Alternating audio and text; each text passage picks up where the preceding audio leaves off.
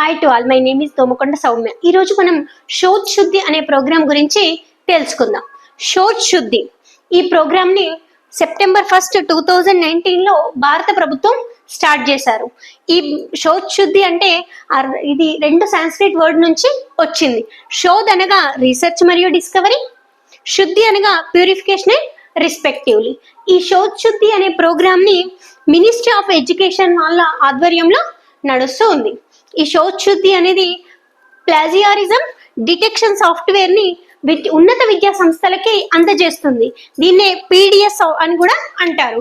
ఈ పీడిఎస్ అంటే ఏంటి అంటే దోపిడీల్ని గుర్తించే సాఫ్ట్వేర్ అనమాట. అంటే అక్కడ ఆ పరిశోధనలో ఏవైనా సారూప్యతలు జరిగినా ఏమైనా నకిలీలను గుర్తించడంలో ఈ సాఫ్ట్వేర్ ఉపయోగపడుతుంది. ఇది ఇన్ఫ్లిప్నిట్ సెంటర్ ఆధ్వర్యంలో ఎంహెచ్ఆర్డి ఆధ్వర్యంలో దీని కార్యక్రమాల్ని అందజేస్తుంది.